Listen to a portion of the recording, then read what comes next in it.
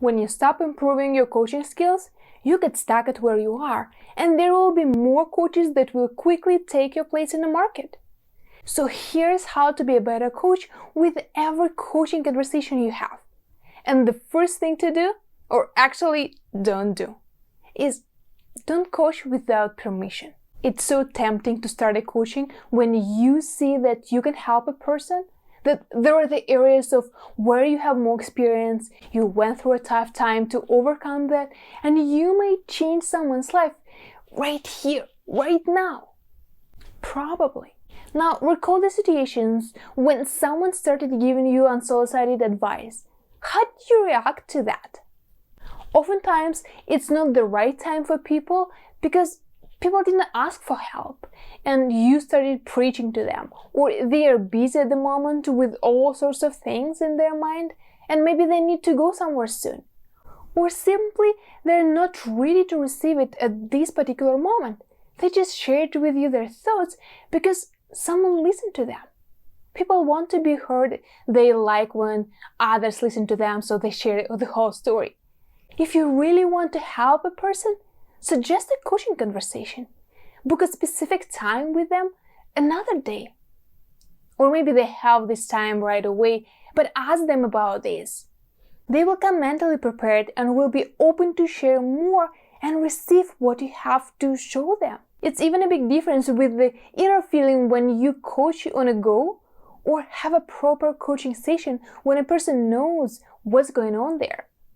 The second thing that will help you to be a better coach is to collect different games and exercises that may help your clients to see their world from a different perspective.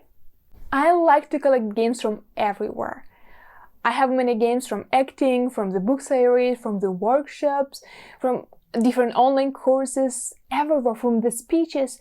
I put them all into the Evernote, and I can put some more details, some mark for which situation I can use them.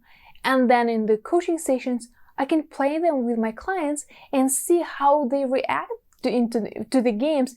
Did it help a person or it didn't have any effects? And I will put more notes which game works best for this particular situation or another situations.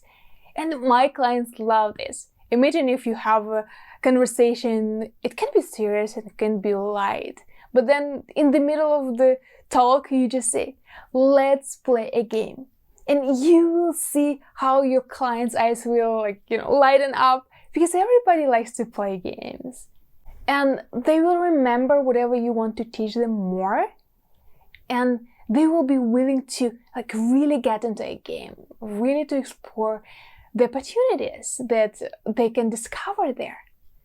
Every time you play a new game, take some notes. Does it work well with the one person or with the group? Or maybe you can do the workshop, how it works, and what would you change for specific situations. So every time you have the new coaching conversation and you want to play this game, you already know that here I can use this game, and there it won't be that good. With the time, you will remember all of them and you will not need your notes anymore. If you want to learn more working tools to use in your coaching business, check this video. Tip number 3, collect interesting questions. Everything that you feel can help your clients to get to that aha moment or help you to host a useful for them coaching session, put them again into your Evernote. The powerful question makes your client express how they see the world and think in a way they've never thought before. It doesn't mean that it should be a complicated question. Even more, make it simple. If a person comes to you saying that they want to have a successful business, ask them how they see it and what success means to them. When they say they want to have a happy relationship, ask what it takes for them to be happy and what another person needs to be happy. And here's the third question that may change their perspective. Did a significant other told you that those exact things make them happy, or you just assume that?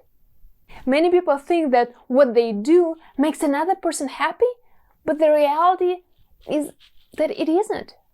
A few simple questions can bring a big insight. Ask your clients and note which questions work best and in what situation.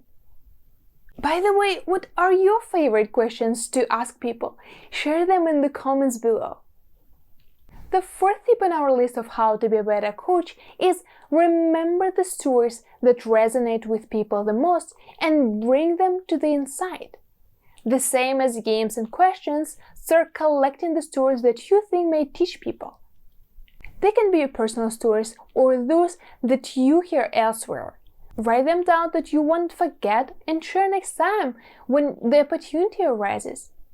You will quickly find out that some stories resonate with people and some may confuse them even more.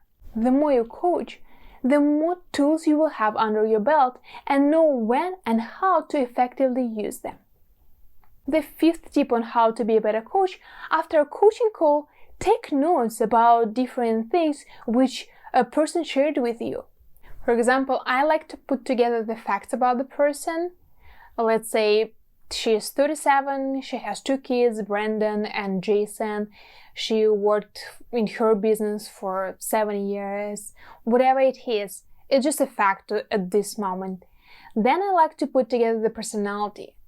If I notice that she likes to take risks, or she's afraid of being rejected, I will put those things into the personality part. Next, I will write some notes about the events my client shared, because it's something we talk about that probably it's important to them, especially the personal events which maybe happened in the past, or you will know that this is meaningful for them, so write them down that you will remember them in the future. Next, write down the phrases that your client uses all the time.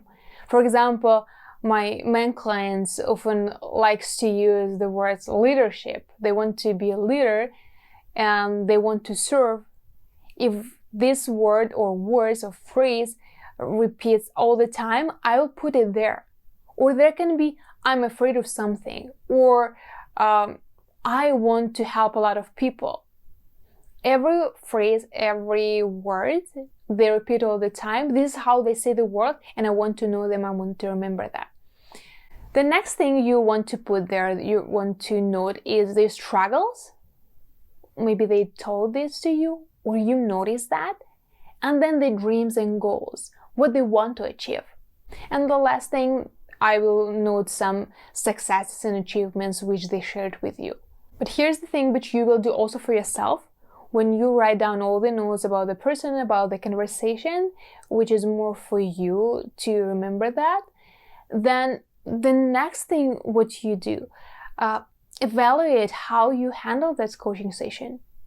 Write down for yourself what worked, what stories, what questions, what poses, what attitude, everything, what worked for you in this particular session. The next thing, what can you do better next time?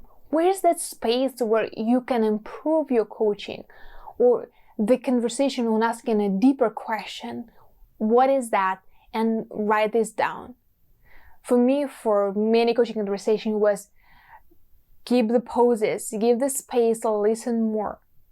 I consider myself as a good listener, but I've noticed the more space I give to a person, this is the place where you can see that, yes, they're getting there inside, and then they can share this with you. And this is the third thing that you may want to notice after your coaching session. Where is that place that you could leave more space for them? Because it's so tempting to talk, and when they finish talking, you ask the next question, or just to keep the conversation, people try to avoid the pauses, and even the person in front of you will feel uncomfortable. Remember, the pause and space is the place for your mind, for their mind, to organize all their ideas which you just talk about. And this is the place for the inside. And there's one more thing to write down for yourself, is where they are scary to say what they really thought. People so much get used to show up even if they try to be open with you, it may be the personality which they get used to. But deep inside, they may have their inner desires, the inner fears, which they will never talk to anyone about. And they may say like, wow, you know what? I didn't share this with anyone. You're the first one. Or you may feel that they're uncomfortable to talk about the particular things, and this is the area which they try to protect. Next time before a coaching session, review your notes to refresh your memory on the important parts and see how to be a better coach for your client this time. Now, for more tips on how to be a good coach that impacts people's lives, watch this video. And please click a like button below, share this video with your friends, and subscribe to the channel. Don't forget to click the notifications bell.